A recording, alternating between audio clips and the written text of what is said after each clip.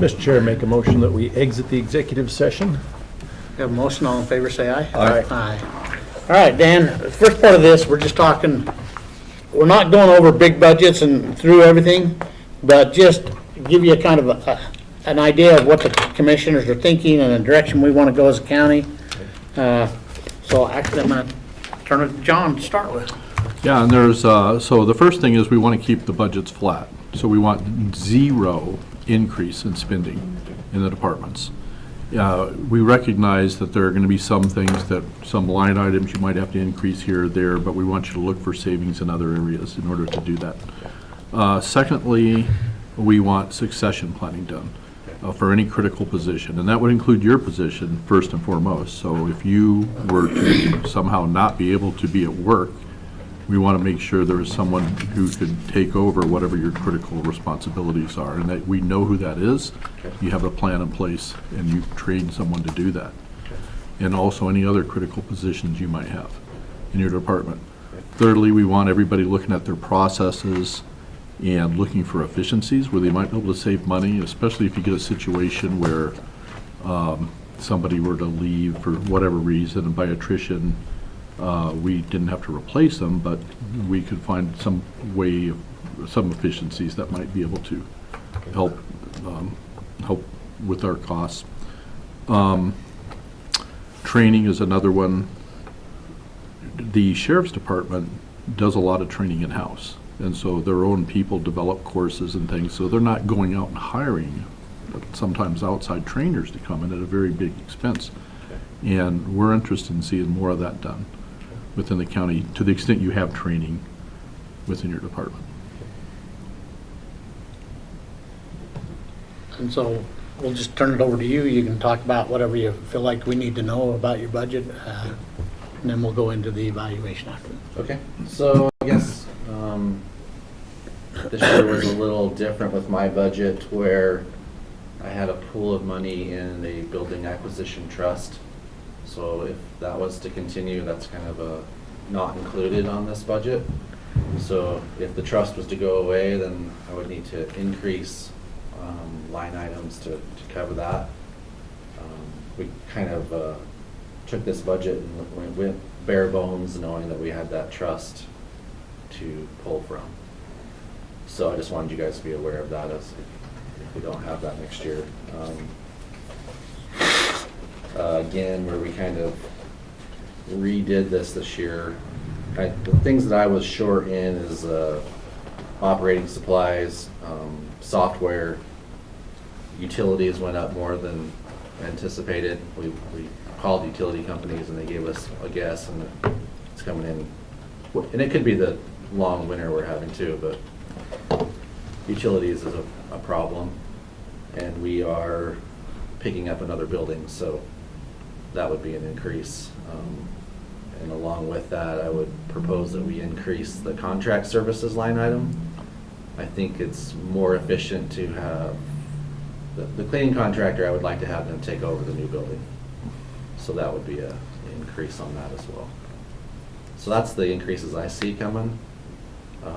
There's not a lot on this thing that could be could make up for those increases, because it's such a bare bones budget.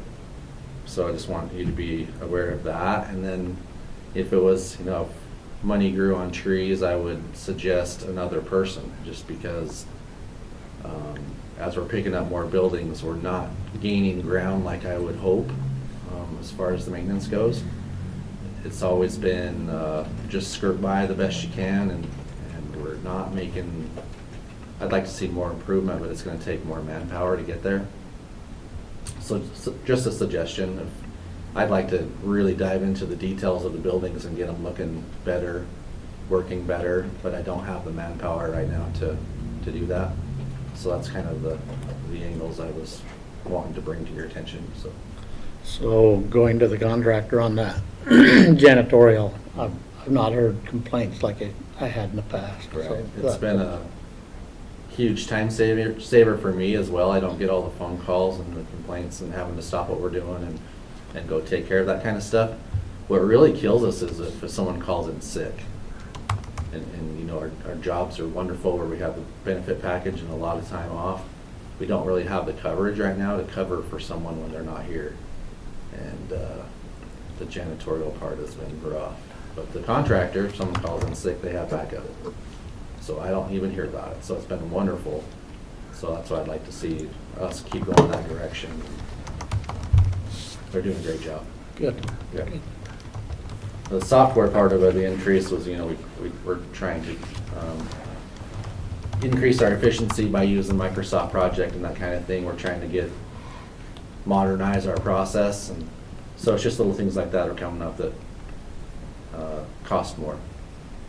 And then City Works, I'd like to dedicate more time to getting that set up so we can use it. Invested a lot of time into it so far, but we're not utilizing it yet because we don't have, it takes time to run it and takes time to update it. And again, we're short on manpower to be able to sit at the desk and data entry kind of thing. In that regard, would it help to have an intern that could do some of this data entry and stuff for you? It could help. A lot of it has to do with more hands-on knowledge. So you might end up, even if an intern was entering the information, you might end up sitting there with them anyways and describing what it is that we're doing. Every upgrade or every change or every service requires data entry. So if it was a consistent internship, maybe if they had a little background in what we do, maybe, but I'm open to suggestions. But I just feel like we're just like a person short. We're just barely skirting by, and if someone's not here, and then it really puts us at a standstill. Mm-hmm.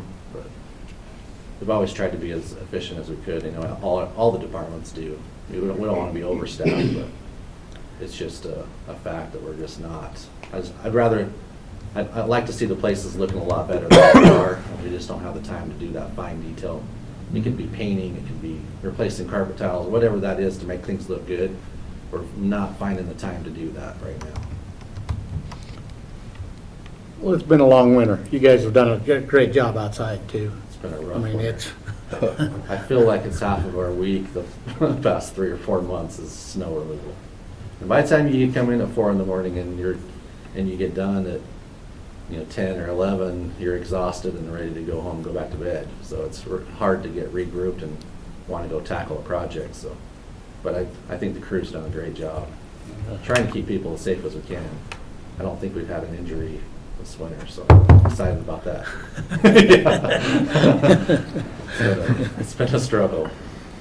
That's my thoughts on my budget. okay. Any comments? No, appreciate what you're doing there. Thank you. Let's go ahead and go into executive session. Mr. Chair, I make a motion that we enter into executive session under Idaho Code 74-2061 A and B.